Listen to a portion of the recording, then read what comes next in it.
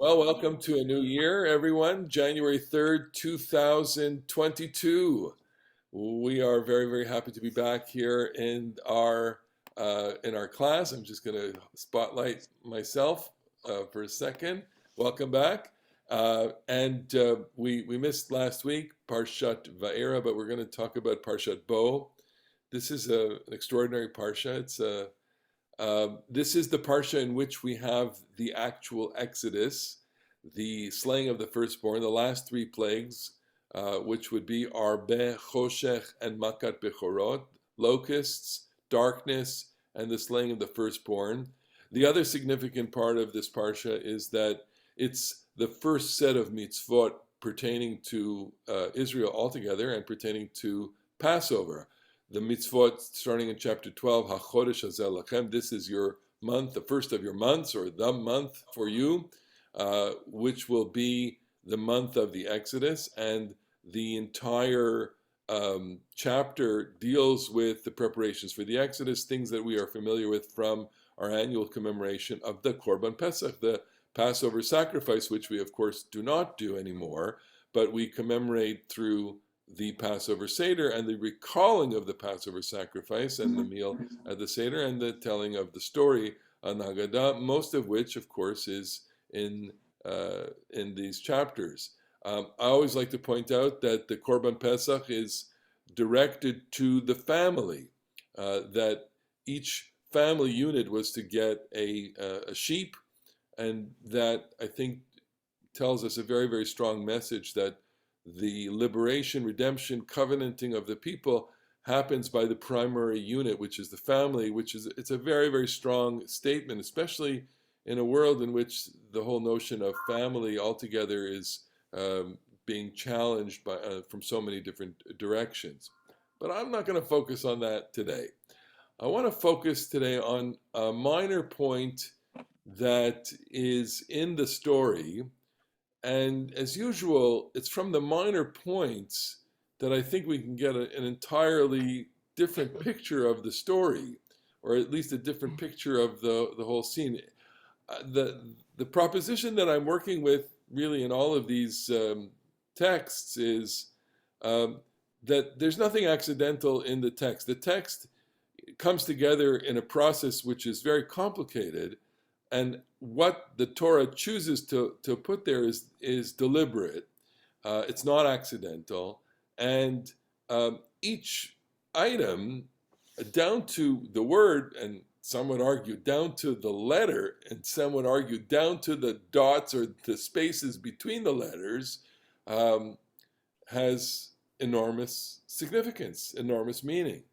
And so I tend to focus on things that are neglected or overlooked by commentators, and things that raise in my own mind a certain set of questions, and they become a puzzle. So the puzzle for me today has to do with the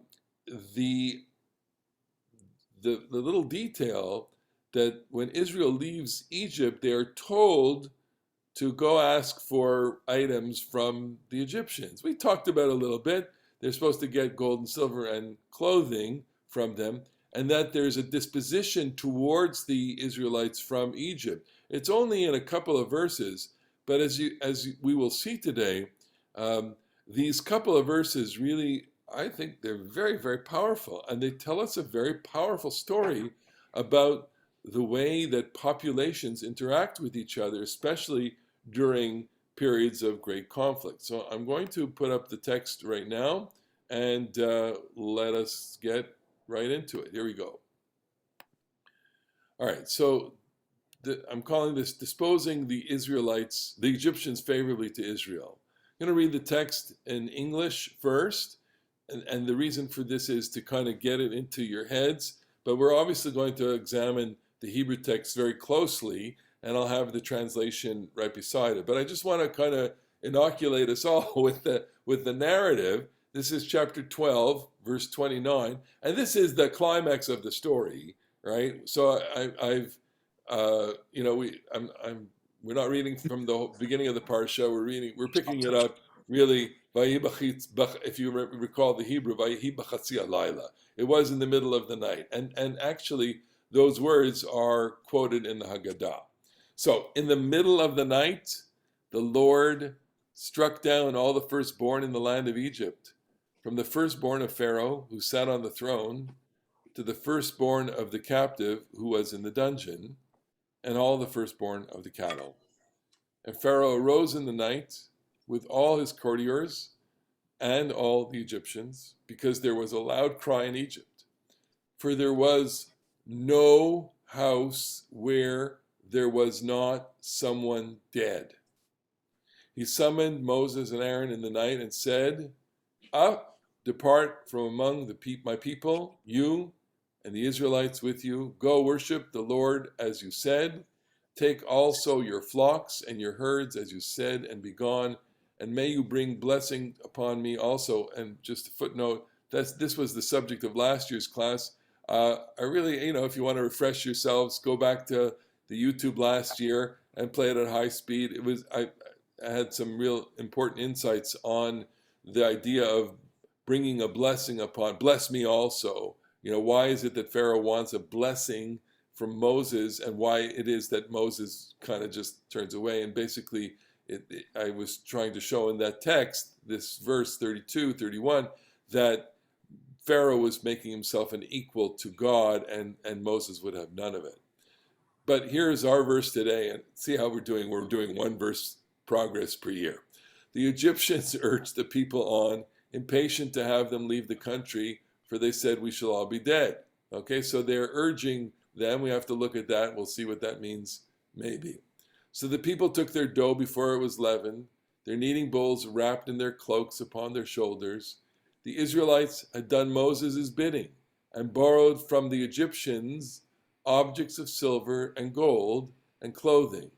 And the Lord had disposed the Egyptians favorably toward the people, and they let them have their request, thus they stripped the Egyptians.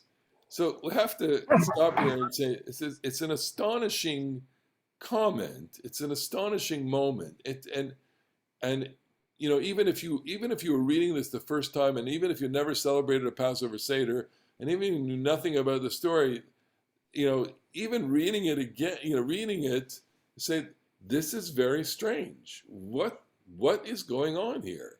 What's going on here?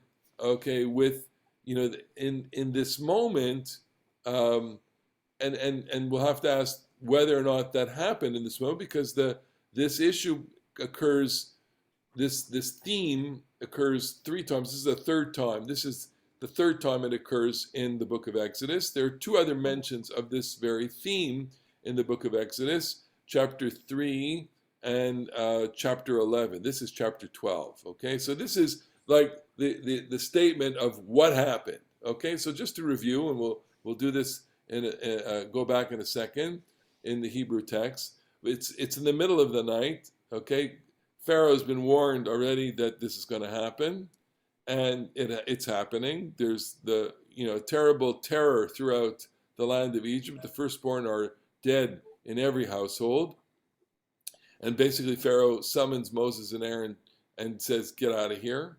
Get the hell out of here, and take everything with you." And fine. In the split screen of this evening, as I comment often, the Israelites are preparing their Korban Pesach. Okay, so they were instructed, chapter 12 earlier verses, to slaughter their sheep at twilight and put the blood on the doorposts, and then roast the lamb and then eat it with their loins girded and their bags packed, with unleavened bread and bitter herbs. That was the instruction. They were to have this kind of sacred meal at the time, in which every head of household effectively functioned as a priest and slaughtered and consecrated the domicile as if the domicile was an altar. And of course, there are other interpretations of what the blood is on the doorposts, and of course it's to protect the Israelites from the terrible destruction. So all of that is happening, they're sitting there by their, hearths, right, or wherever the animals being roasted, probably in the front of their home, and uh, it probably takes more than just a couple of hours to roast the animal whole as it was supposed to be roasted. So if dusk is about 8 or 9, right, uh, maybe earlier, they're about to eat it. The bread is not yet baked. Okay, the bread is still a dough.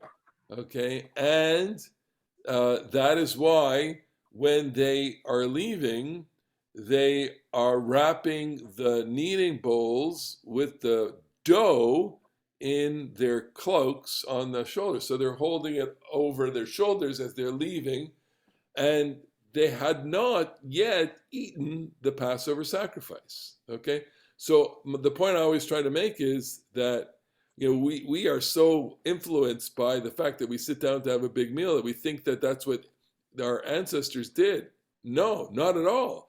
They didn't eat anything that night. They left Egypt on an empty stomach, and they didn't eat till the following morning when they baked their bread. And the miracle was that the special bread that they were supposed to eat, namely unleavened bread, that the dough remained unleavened till the following morning, which is counter to our understanding of what leavening and unleavened is. We think that things become leavened if you leave flour and water mixing for 18 minutes. That's what chametz is. Okay, so evidently the dough did not become chametz. Now we could go into that at length, but I'll leave that aside. My point is here, I want to focus on what I've highlighted here, that Moses had already told them, and I'll pull up that text where he tells them, is in chapter 11, that you need to go to your Egyptian neighbors, man to man, woman to woman, and ask them, and that's the word ask, and of course the word ask in Hebrew has a lot of different connotations, but I'm going to take it at the primary meaning, which is to ask for items of gold and silver. Okay, why are they being asked? Why are they supposed to ask? I'm going to leave that question for the end. Okay, but then this is the odd moment. The Lord had disposed the Egyptians favorably toward the people, and they let them have their request. Thus, they stripped the Egyptians. So there's a bit of complication here. It's they did this. The Egyptians they were nice, right? And the Israelites took from them. Okay, so there's all sorts of mixed messages here. I want to go into the Hebrew. All right, so we have Vayihi b'chatzi alayla, Hashem yikakol b'chor be'eretz Yisrael. Middle of the night, God smote b'chor paro yeshev kiso, from the firstborn on the throne, b'chor hashvi, the firstborn in captivity, asher b'veit abor, in the prison, v'chol b'chor be'ma, and every firstborn animal. Vayakam paro layla, he got up in the night, hu v'chol avadav v'chol Mitzrayim, he and all his servants and all of Egypt. There's a great scream in Egypt, ki ein bayit asher ein sham met, and there is not a house in which there is no death. And just to kind of make a footnote, today when you listen to Israeli radio, it's this expression ein bayit asher ein sham tachlua, right? There's no house that doesn't have the coronavirus. It's a stunning phrase. Ein bayit asher ein sham blank, right? Ein bayit asher. There's nobody that's not affected by this. Is what it means, literally. Vayikra Moshe Aaron laila. He said, call them out in the night. Moses and Aaron. Vayomer kumu tzu mitoch ami. And last year I showed you all the verbs and all the way the thing is built. In my the way I like to show the text. Kumu tzu, get out from my people, gamatem, gam b'nei Israel, you and the people of Israel. Ulechu ivdu et Adonai kedaberchem. Go, serve your God. Gam tzonchem, gam b'karchem, kichu asher dibartem v'lechu uverachtem gamoti. Okay, go, you, your sheep, your cattle, everything, and go. Now it says, "Vatechzak Mitzrayim al-am." They got strong. They pressed the people strongly. Lemaher l'shocham. They want to get them out. Ki ama amu kulanu metim, because they said we're all going to die. We're all dead. And then vayisa amet b'tzekot er nichmatz mishiarotam tzururot besimnotam al shichmam. All right, so they wrap it up in their cloaks, and the cloaks is something, of course, that's important because they had borrowed, quote, they had asked for klei zahav usmalot. Uvenei Yisrael asukid var Moshe, and I'm going to show you where Moses says this. Vayishalu mimitzrayim. They asked of the Egyptians. Sorry for the typo there. The objects of silver and objects of gold and clothing. Va'adonai natan et chena'am b'nei Mitzrayim. And this expression we're going to have to look at under the magnifying glass. Va'adonai natan et chena'am b'nei Mitzrayim vayashilum vayinatzlu et Mitzrayim. God had given the people favor in the eyes of the Egyptians, and they let themselves be asked of, so that they strip Egypt. Okay, so what's going on here? What's the story? Why did they take gold and silver? What's the deal with the clothing? What's the importance of verse 36, which is the Chena'am, and I would even go Vatechzak. Why Egyptians they'll press them strongly, and of course God made them find favor. Okay, so we're going to have God had given the people favor in the eyes of the Egyptians, and they let themselves be asked of. So did they strip Egypt? How does this help us understand the story of the Exodus? What implications does this little detail have in our understanding of how the populations interact with each other? Okay. So I want to put this in context. There's a preamble to the Exodus in chapter 11, which is also in our Parsha. All right, and the text is, the Lord said to Moses, I will bring but one more plague upon the Pharaoh and upon Egypt. After that, he shall let you go from here. Indeed, when he lets you go, he will drive you out of here, one and all. Tell the people to borrow, okay, each man from his neighbor and each woman from hers, objects of silver and gold. The Lord disposed the Egyptians favorably toward the people. Moreover, Moses himself was much esteemed in the land of Egypt among Pharaoh's courtiers and among the people. Moses said, Thus says the Lord, toward midnight I will go forth among the Egyptians, and every firstborn in the land of Egypt shall die, and the firstborn, etc., etc., etc. But then, but not a dog shall snarl at any of the Israelites, at man or beast, in order that you may know that the Lord makes a distinction between Egypt and Israel. It's a stunning little sentence there. No dog is going to snarl, right? The picture that emerges is that they're going to leave, and it's going to be orderly and quiet without the kind of terror and tumult, and that even the animals, even the pet animals, are going to be stunned into silence by this, right? There's going to be no barking, and that tells you that even the animals are going to be disposed in such a way that they will be in awe from this event. I think it's a stunning detail. I could probably give a whole class on that altogether. Okay, and then we get the rest of that text. I'm not going to go into it, but I want to do the Hebrew. Okay. God said to Moses, Od nega echad, one last little plague. Od nega echad, avi al paro v'al Mitzrayim. I'm going to bring to Pharaoh and Egypt. Acharechen yishalach etchem mizeh. He is going after this. He is going to send you from here. Kishalcho kala. When he does it, when he sends you, boom, it's over. Kishalcho kala. Garesh yigaresh etchem mizeh. He will drive, certainly drive. Garesh yigaresh. It's also Garesh yigaresh has a connotation meaning also divorce. He will eject you, he will separate you, he will forcibly and legally sever his ties to you. So therefore, daber na bozne ha'am. God is saying this to Moses.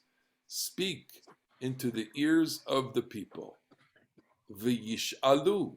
Now, up above, I translated as borrow. But here it's going to be v'yish'alu. They shall ask. Ish me'et re'ehu. V'isha me'et re'uta. Klei chesef u'klei zahav. Each man from his neighbor, each woman from her neighbor, klei chesef, silver and gold objects. So the picture then that emerges from this is that the Israelites, it's a stunning kind of expression. It's like, here we I'm thinking about, I live on South Adelaide Avenue, and my neighbor, I have a Jewish neighbor on one side, and I have a bunch of non-Jewish neighbors on the other side. You can tell you live on the same street. You have Jewish neighbors and non-Jewish neighbors. I don't have any Jewish neighbors right now. Okay, but you in the building. Except for the Highlander. In the Highlands, you have Jewish neighbors. Okay, so and that's basically true on most streets in Highland Park, right? We live and we're all mingled up. Okay, so we have our Jewish neighbors and we have our non-Jewish neighbors, and the assumption here is that if it's your neighbor, you're living mixed up, murav. You're all integrated. Okay, which tells you a different picture of the enslavement, which is that if they all live in homes, in neighborhoods, I don't want to be too anachronistic here, but it seems that there is that at least this presupposes a relationship among the people, that they're just mixed into each other. Okay, if you have an Egyptian neighbor that you can ask things of, like beyond a cup of sugar, right? Then you live pretty much on top of each other. The impression then is, the story then is, if the Egyptians are witnessing their Hebrew neighbors subjected to slavery, they may have their own kind of natural disposition to them that may include pity and empathy and sympathy, but it also may include enmity and distrust and the kind of ugliness that ensues among neighbors. It could be a civil relationship, or it could be a bad relationship, or frankly anything on that spectrum, if we put those things on the two poles. Okay, that they have at the very least, they have the ability to go and interact. I have very limited interactions with my neighbors, but it's civil enough to be able to say, hi, how are you? How are you doing? Gee, I saw an ambulance outside your home the other day. Is everything okay? That's or whatever it is. Okay, and once in a while when it gets really snowy, people will share either equipment or shovels or whatever. These things do of course happen. So we really don't know what the relationship is, but there is a relationship, and they are to ask for gold and silver objects. Why that is, we'll have to leave to hypothesis for the end. And so then the punchline here, Vayiten Adonai etchen ha'am b'nei Mitzrayim. God gave the people favor in the eyes of Egypt. It's a very difficult sentence to translate, okay, which we're going to spend some time on. So Vayiten Adonai etchen ha'am b'nei Mitzrayim. What is it, in fact, that God is giving to the Egyptians, and what is it about the Israelites that God is giving to the Egyptians? Okay, so I'm trying to say here, and I'm going to stop the share here and ask you for your comments on this. God gave the grace of the people's favor in the eyes of Egypt, meaning that God enabled, that God shifted, affected the public opinion towards Israel. Okay, so chen means kindness, favor, grace, gracious disposition. So to give, for God to give chen ha'am. Chen ha'am means the kindness of the people be'enei Mitzrayim. It's a complicated phrase. See if you can come up with equal ideas on this. All right, just a second. All right, go ahead. Anybody have some thoughts on this? Go ahead, Susie. You're muted. Susie, unmute. Here you go. Yeah, I pushed the space bar, but it didn't work. So chen ha'am be'enei, ha'mitzrim be'enei Mitzrayim. So the Egyptians are looking upon. I see the syntax. The Egyptians looking on the people of Israel, saying, "Gee, they're nice people." So okay, gee, so say it again, and I'm just gonna kind of let that sit in because it's like you can. It's almost like you walk past somebody on the street. Yeah. And you get, for good or bad or whatever reasons, you say he looks like a nice guy or he looks like a jerk. Okay. It's like Ilana, want to give us another take on this, or just from native Israel's Hebrew speaker? We always say "motze chen be'enai," Right. Okay. which is not translated too well into the English, like find favor in my eyes, meaning I like you. Yeah. If you say to somebody, but I think that the Egyptian people really did not have anything against the Israelites. It's their leader. He caused all this terrible situation, and maybe they felt sorry for the Israelites and they wanted to compensate. So this is the real question that I'm struggling with, and that I think this is trying to, is I'm asking of this text, and the text is kind of engaging our imaginations in this, is what is the relationship? And exactly as you said, is this a conflict of nations, or is this a conflict of principles, namely God and Pharaoh? And it's clear that the text is leman teda, that and this is a showdown between God and Pharaoh. But is there also a piece of this that is people to people? Now, and I'm thinking about this in other contexts, and later on I'm going to show you some examples of this in videos. But thinking about the case of African Americans in slavery. So what was African American slavery? What was slavery in the United States? Slavery in the United States was not state-sponsored slavery.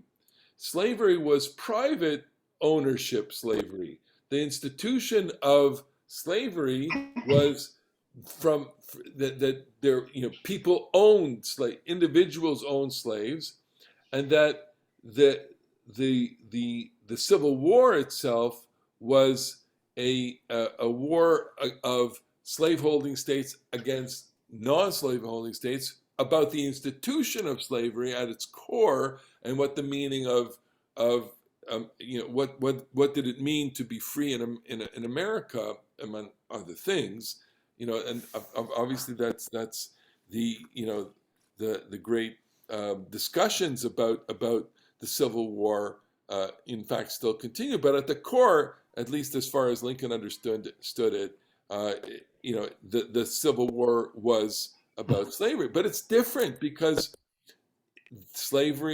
American slavery was not state slavery. Here, Egyptian slavery is state slavery. So in effect, the people are not slave owners, right? And there's the enmity may not exist between the people in the same way that enmity would exist from between slaves and their slave owners in a way that obviously reverberates down to our own time in some of the debate happening even now. Okay, so how the people relate to each other, I think, is the really important question. Alana, go ahead. The Israelites were slaves to Paro and not to the people. Correct. I mean, Correct. they built the Pitom in Ramses. Yes. I mean, it's a different kind of slavery. It's a different kind of slavery, totally. And then Gittel, and then Bob. Go ahead. So those of us who have had dogs in the Yes. house know that the dogs take up the emotion of the family. Here, Interesting. the dogs did not snarl, they did not bark. They were used to the Egyptians and the Jews being back and forth with each other. They must have lived in harmony, because if the Egyptians suddenly came into the house, or the Jews went into the Egyptians' houses, and that wasn't the norm, the dogs would have responded. So because they were comfortable, I think that gives us an insight that it was an easy relationship between them. Really hard to say one way or the other. What I wanted to do with that, and certainly just, I think it would have taken us into a different tangent, is really look at that expression in the context of the whole text, and ask whether or not we are being drawn to that as an expression rather than as a literal thing. Okay, but Bob, go ahead. I just wanted to say that your connection to slavery in the Civil War is very apropos, because many of my colleagues working in the diversity, equity, and inclusion field have made the case that this is the Torah case for reparations that many in the African American community, including many African American Jews, have raised. So I put a link in the chat box about this, which is a very interesting discussion of that issue. Sure. And so one of the ways that people comment on this whole idea, and I don't have the comment verbatim here, but rather than see it as a despoilment, which some scholars see this as, it is seen as a compensation. That here, what is happening here, if you look at the technical term garesh, that they are being divorced, that they're exiting Egypt with a kind of compensatory allotment that is not from the royal treasury, but from the actual population. All of this, I think, is really fascinating, really important.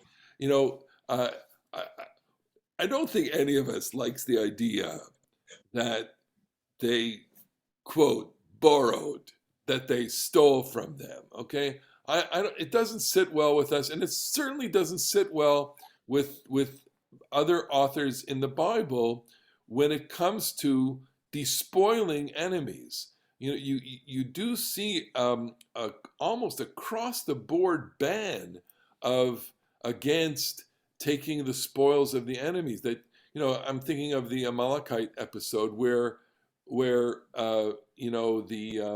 Samuel tells Saul, go kill the Amalekites from the king on down to the child. Don't take any of their animals, don't take any of their objects, basically leave everything waste. And of course, Saul, in the great transgression, he leaves Agag alive, and they all walk off with the sheep and plenty of spoilage from the Amalekites, which is abhorrent to Samuel, and Saul basically loses the kingdom from that episode on.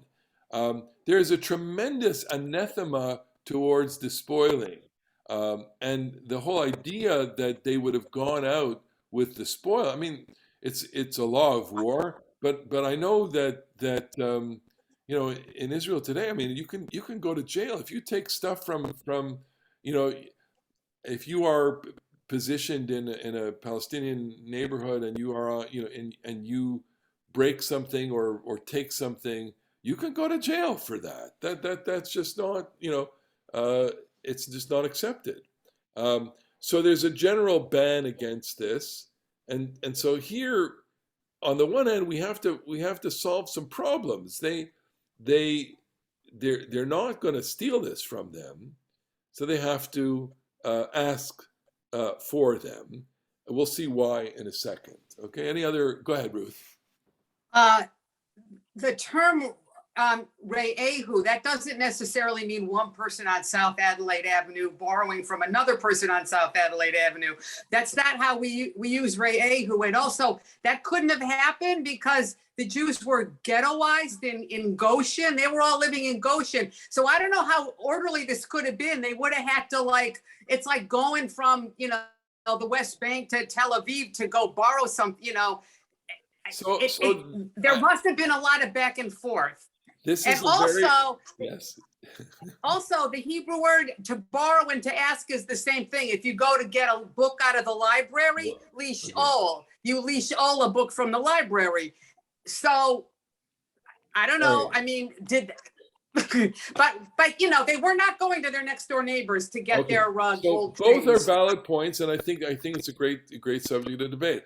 I think I'm making the case that they weren't ghettoized, and that there was at least some other kinds of interactions. Maybe we are used to, of course, in pre-modern time, living in different enclaves, but people interacted in different ways with each other, whether they lived side by side or whether they lived in different enclaves from each other. And yes, you are correct. The word lash'il, well, in the modern Hebrew, it's a hefil, right? Ilana, help me out. Lish'ol, it should be in Pa'al, lish'ol. To take a book out of the library. Ani rotze lish'ol. Yeah, אני רוצה לשאול, ואני משאילה לך in hefil. Okay, so I want to borrow means אני רוצה לשאול, I want to borrow. And if I want to, no, wait a minute. If I want to take a book out of the library, אני רוצה להשאיל, or I want to lend you. No, לשאול. להשאיל is to give to somebody. Okay. There you go. Okay. But there's another word though, ללוות. That has to do with money mostly. All right. So let me go on to the extra credit points here. Okay. All right. So this is all based on the original statement that God makes to Moses in chapter 3. Chapter 3, it's going to lead up to verse 22 here. I'm going to skip the first part, okay? They will listen to you, so I will stretch out my hand and smite Egypt with various wonders, which I will work upon them. After that, he shall let you go. And I will dispose the Egyptians favorably towards this people, so that when you go, you will not go away empty-handed. Each woman shall borrow from her neighbor and the lodger in her house, object of silver and gold and clothing. So Ruth, there's a lodger in that Egyptian lodger, okay? And I didn't know they had borders, like the Lower East Side. There you go. They have Egyptian borders in their homes, and you shall put these on your sons and daughters, stripping the Egyptians, okay? In Hebrew, v'natati et chen ha'am, I will give the people favor, b'nei Mitzrayim, v'yaki telechu lo telechu rekam, you won't go empty-handed. V'sha'ala, as we've been saying, they will borrow, ask, isha mishchenta, migarat beita, right? From her neighbor and from her border, klei chesed v'klei zavu smalot, silver, gold, and clothing. The something, put them on your children and your boys and girls. V'nitzaltem, and that's how you should. So let's finally do this. Matzati chen, limtzo chen, imna matzati chen. I want to just show you, how often it occurs. It's such a prevalent expression in the Torah. Okay, back to meaning. Just a second. Hang on. Here we go. So look at this. In Jenny, I mean, if we had a lot of time, I would do name this passage. Vayomar Adonai imna matzati chen b'necha al tavor me'al avdecha. Abraham's stories. Yaakov and Lavan. Yomer Lavan. Imna matzati chen b'necha nichashti v'erecheni b'glalecha. Al na'im na matzati chen banecha kachat minchati, Jacob and Esav. Im na matzati chen banech sim na yadcha tachat yerechi vasita madim chesed al natik berena, Jacob to Joseph, right? If I find favor, that's the very, the common expression. I mean, it's dozens of times in the Torah. Limtzochen, to find favor, is very, very common. Latetchen, not common at all. Only 3 episodes in the Torah of latetchen, 2 of which are in the story, okay? And 1 which is elsewhere, and I'm going to show you where it is right now. It is back in the, well, I should make you a quiz. Where is the other expression of this God changing someone's mind in the terms of grace? Joseph, okay? So when Joseph is thrown into jail the first time, right, when, Potiphar, after Potiphar's wife episode, they throw him into jail, where all the king's prisoners were confined. In other words, the VIP prisoners are there. The Lord was with Joseph. Vayet elav chesed, the Lord was kind to Joseph. Vayiten chino b'nei sarbet asor, and God made the chief jailer disposed favorably towards Joseph. What the point is here is God affects this person. So it's like you said before, I'm walking down the street, I could have one reaction or another reaction. I could have an ambivalent reaction, I could have an apathetic reaction, or I could have a favorable reaction. What makes the ambivalent or apathetic reaction into a favorable is God. God changes the mind of the person. God here made the Egyptians favorable. God changed public opinion. All right, and here I want to say this as a kind of observation, which is so kind of like startling to me, which is, how does public opinion form in a polity, right? You may be tempted to say that public opinion forms by all the messages that people receive, but sometimes you can't explain it. Sometimes you can't. Where is it that people feel this way? It comes out of something that is unexplainable, and so the text here is saying that the shift in public opinion, the way that the public is favorable towards this minority population, is because of God. God changes the way the Egyptians relate to the Israelites, okay? And that's what the point is. God made the Egyptians favorably disposed towards the Israelites. God made Egypt find kindness. God gave the kindness of the people in the sight of the Egyptian. God affected Egypt's public opinion. So now, this is not the only episode where this happens. God is constantly doing that. God, you can see from the very beginning of the story, God is affecting at least one person's opinion, and that's Paro. Paro, God is always vayechazek. God is always strengthening Pharaoh's heart. Vayechabed et libo. Why is he doing this? He's doing this in order to make him act against his nature. Against his nature. You would think, so the natural thing is, and this is the way I think I understand God hardening his heart, which is, if he gets beaten up and beaten up and beaten up, it would have been likely that he would say, okay, you can go already, okay? But the fact that God makes Pharaoh's heart hardened is a way to say, I'm going to make you act against your nature. Your natural inclination would be to finally be relenting. No, you have to be Pharaoh. You have to be stronger in order for you to be defeated more. Okay, it's a very complicated argument, but it makes total sense to me, which is God strengthens Pharaoh in order to be defeated more severely. Okay? Well, let me ask you this. What if God hadn't affected public Egypt's public opinion. And here, it's so hard not to use these Holocaust analogies. I just have, I'm going to, sorry, I'm going to do this for a second. Here we go.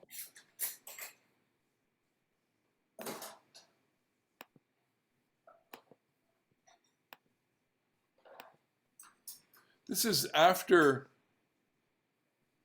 In July 1946, Jews had to run again for their lives. In the city of Kielce, the fascist underground killed 41 Jews. A trickle became a stream. A stream became a flood. 10, 100, 1,000. Soon 100,000 fled, trying to reach the border. Only half the refugees were Jews, who in the spring had returned to Poland from Russia, eager to rebuild their lives. Humanely, the Czech government granted aid and passageway to the persecuted. But on JDC fell much of the obligation of helping the refugees on their way. Across Czechoslovakia, then Austria, and down the roads that lead to safety in the American zone of Germany. Okay, so I brought that clip because I think the Kielce Pogrom was a not only a trauma, it was the watershed moment. Look, here are these Jews. They come, they survive the Holocaust. They go back to their towns to see whatever's left. Many of them already knew that there was nothing left for them. There was no way for them to rebuild their lives. But in larger communities, they did, and even in Warsaw, a community did remain. But from Kielce and from other places. So what happened was, it's half a year, less than a year after the war, and the Poles murder Jews. They have a pogrom, and they say, "Why are you back here?" And it's the enmity of the people, right? They don't want them there, and the Jews realize that that's it. There's no future for them there, and they leave, right? And so it's almost as if they escape, but they're also being told to leave, and they're vomited literally out of there. Now imagine, okay, that the Poles had opened their arms and received them back with open arms. Okay, now it's ridiculous to even think that way, but in popular culture now in Poland, you do have this kind of cry for Jews, come back, right? We want you back, right? Because there's a sense of bereavement and a sense of loss and a sense that without Jews there's no, and it's true on some level, and of course that's never going to happen. But here I'm using this as an almost extreme example of where one population kicks out another population, and they're not kind to them. Okay. So I do have another example from the Holocaust, which is the Jedwabne pogrom, which happened during the Holocaust, in which the people of Jedwabne actually participated. And of course, there are dozens, hundreds of examples of citizens who partake in the murder, or collaborators of the murder of the Jews. But I want to go back to the point of the of our class today, and it is thus. Here we go. So, the natural dispositions of the Egyptians would have been one of enmity towards the Israelites. There would have been nothing unusual in expelling them. They would have wanted them to leave. But by affecting public opinion, they leave Egypt without bitterness towards the Egyptians. The lasting sentiment that exists to this day is not hatred or bitterness towards Egypt, but gratitude towards God for redeeming us from Egypt. So I think I want to kind of dwell on this insight for a moment and say, look, nobody thinks about the redemption from Kielce, okay? But if anything, if we think we have a certain kind of reflection about it, there's still quite a lot of trauma that we have in our relationship with all of these countries in Eastern Europe. To the point that many people say, I don't want to travel there. I don't want to go there. Oh, I don't want to, I can't, I don't want to buy a German product. I don't want to buy anything from there. That level of bitterness exists to this day among, survivors and beyond. Okay. And in a way it's justified because that experience was just a horrible experience. Okay. Now, if the story of the Exodus is to become a story of God's redemption of Israel and not about the relationship to the Egyptians, I'm not being politically correct here and saying we all need to be sensitive to those Egyptians. No, it's to say, when we tell a story, when we think about the Exodus, we spend zero. I don't even think we pay a second worth of attention to the average Egyptian, because that's not the story. And it's not the story precisely because of the change in public opinion. God made them favorable, which is God made them act against their natural disposition, which would have at least been a little bit of apathy, or maybe enmity, or maybe as far as hatred. Okay? Certainly some of them may have liked the Jews. Certainly there were Germans who liked Jews.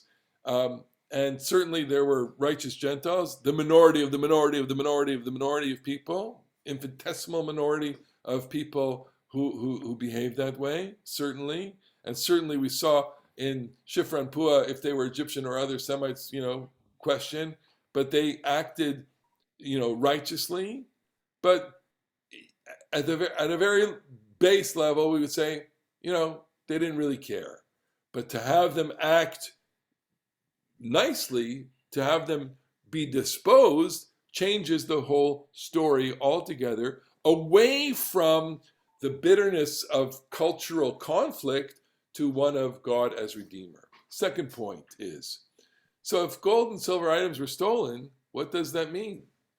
It means that everything fashioned out of these items, from the golden calf and more importantly the Mishkan, would have been fashioned from stolen goods. The central aim of the Exodus was to liberate the Israelites so that they could serve God. Serving God with tainted implements would have defiled the whole notion of serving God. So you can't build a Mishkan with stolen goods. It's like saying, I'm going to serve God with the sheep that I've despoiled from the Amalekites. God is not interested in stolen property. Okay? So in order for this, we have a kind of practical question, which is, we ask this question all the time when we get to later, Parshiot in the book of Shemot, is where did they get the material to build the Mishkan? Well, they got the material from the Egyptians. And if you want to take a kind of cynical view, you say, well, of course, they just raided the Egyptian households and they stole all their gold and silver, and from that we get the Mishkan. But if you take a more sympathetic view, which is, look, they were engaged in a compensatory act, and they asked the Egyptians for this. It's not despoilment as much as it is compensation legitimately. And because God shifted their opinion and they were gracious to them, this is a lawful possession, okay? And not stolen and not tainted in any way. So the Mishkan then could have some kind of, is without any kind of taint. And the last point is, all of this fulfills the promise to Abraham. We have to go all the way back to chapter 15 in the book of Breshit, where God had promised Abraham in the Brit Ben Abitarim that they would go, V'gam et agoy asher yavodu dan anochi v'acharechen yetzu birchush gadol. God promises Abraham that they're going to be the people, Yadoa Teda Kiger Yezarecha. You should certainly know that your descendants will be strangers be'eretz lo lahem, in a land not theirs, va'avadum v'inu otam, and they will oppress them. They, the people, will oppress them. V'inu otam arba me'ot shana, for 400 years. V'gam et hagoy asher ya'avodu dan anochi, I will judge that people.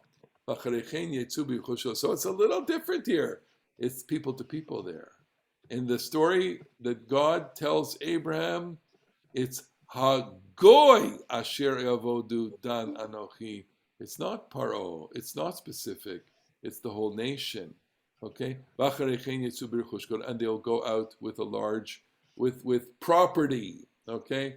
And it's very complicated, very, very cloudy to see it, but the promise is already there.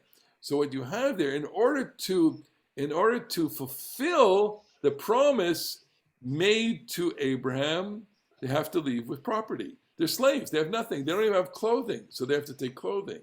But they can't steal it, and they can't spoil it, because it will be tainted. And from that, they have to make the sanctuary. So it has to be given. But not only that, it's public opinion. Public opinion is about, I mean, the story, I'll go back to the first point, which is, the first point is that the story of the Exodus is not a story about, it does not emerge into the Jewish religious consciousness, or even the biblical religious consciousness, as a story about peoples. It's a story about God. And to the rabbis, and basically, it's like stages from a rocket. They eject the stage of the rocket that has to do with the people, and it's only the capsule remaining from the story for the rabbis. It's only about God. I mean, the story of the relationship between Egyptians and Israelites, it doesn't merit a footnote in the Haggadah, in my opinion. And that's what's going on. Okay, I'm going to stop and get you here to comment on this. Go ahead. Any reactions to this or disagreements? Go ahead, Bob. Just two questions. Could you say more about the clothing and why that was included with gold and silver? And the corollary to that is, I'm assuming they weren't concerned with shatnez being potentially a part of the clothing they took. So they're taking a little bit of Egypt with them. It's all about the clothing. My daughter gave her Torah for her bar mitzvah about that. Yeah. So in the commentary that I read about the notion of clothing, it's another set of comments that deal with the fact that in one verse it does say only kesef v'klei zahav, gold and silver object. It doesn't mention the clothing. What would be the reason for the clothing? And the most compelling comment that I read on this was that they didn't have anything to wear. They were slaves. Slaves, writes the comment, are depicted in Egyptian art as not having much clothing. So they don't have anything to wear. And the clothing will become a motif in the later saga of Israel, in the desert. Simlatcha lo valta, your clothing did not wear out during the time of the wandering. So in a way, the clothing has a direct linkage to the Egyptian past. That's what I would say about clothing. Go ahead, Alana. About the gold, there is something negative about it, because later on it was used to make the golden egel hazahav, the golden calf. Yes. So the question I'm asking here is, where did they get the gold for the golden calf? And so they got the gold for the golden calf from the Egyptians. But they also, you have to kind of just go the next chapter, which they start, truma. We need the offerings. So they did not give all of their gold to build the golden calf. And then what happened to the golden calf, which is very, very interesting. Aaron and Moses takes the golden calf, he burns the golden calf, and he grinds it into dust, basically. And then he takes the dust and he puts it in the water and he has the people drink it, okay? Which is a way of basically saying, I'm going, this is defiled and it has to be essentially consumed by you and therefore excreted by you. And that's what I'm going to do to this idol. And then with the leftover gold objects that they have, apparently they fashion the Mishkan. I think it's a real problem that the Bible has to solve a problem, which is, and we get, I mentioned this earlier, but it's like every time we read this passage, you look at the quantities of gold and silver and all the objects, you go like, where the hell are they getting all this gold from? And so the Torah has to really try and solve that problem. It's not that, how could you amass gold, as a slave? You can't. So it had to be in the final moments of the Exodus that they took it. And by the chronology is, and here if you read closely, you get the idea that on the night of the Exodus, they're going out to their neighbors and doing this. No. Moses says go out, and they go out and do this. And the Bible then reports as part of the Exodus, and by the way, they took this with them. And the reason, when it says, Vatechzak, that the Egyptians pressed them to leave, look, they, imagine going, your firstborn is dead. It always, bothers me every year when we read this passage, that if you read it in the order that it's written, so it's the plague of the firstborn happens.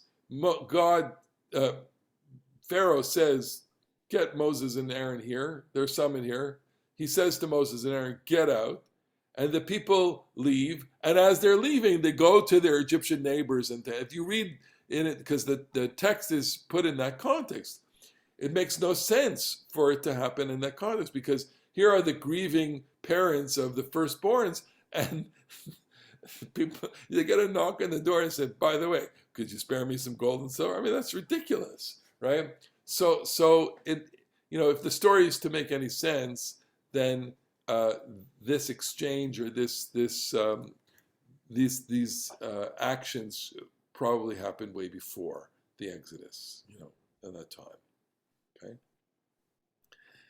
All right. Any other? Also, nobody's commenting about the plagues, the makot, especially the last one. Was it really necessary?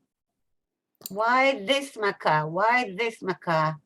So, in the past, when I've thought about this and tried to present this, this is an answer to B'ni B'chori Yisrael. Israel is my firstborn, and I will slay your firstborn. It's already stated earlier in the story.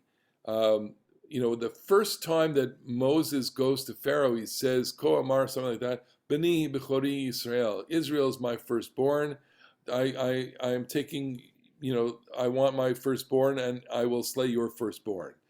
The reason for the firstborn is, I'll make it like this. Israel functions as priests to the world. The way that God becomes God in the world is by having a priestly class to disseminate the idea of God to the world.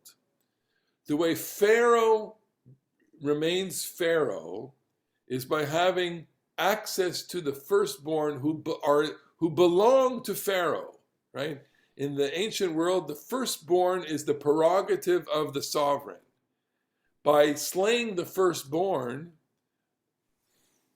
the punishment goes to Pharaoh, and Pharaoh is reduced to nothing. Pharaoh has no power. There's no echelon underneath Pharaoh to make Pharaoh Pharaoh. It would be like saying you could be the king, but you have nothing. So when you're king over nothing, you're not a king. Okay, and when the whole, it's like saying, I am the president of the United States, but my entire Congress and Senate has resigned. Okay, so you cannot function as the president without a Congress, right? Some presidents would like that, but you can't, right? And you know, that's the point. The point is you can't function as a sovereign without you know, an executive class to act on and to administer your state. Well, Israel is the administrator of, you know, that is to say, the agency for bringing the idea of God to the world. Without Israel, there is no God. Without the firstborn, there is no Pharaoh. That's it. That's how it works. Okay. Well, we get, as usual, into deep concepts, and we'll see you all next week. I hope you have a wonderful week, and once again, a good year, and enjoy. Everyone. תודה רבה, תודה, תודה.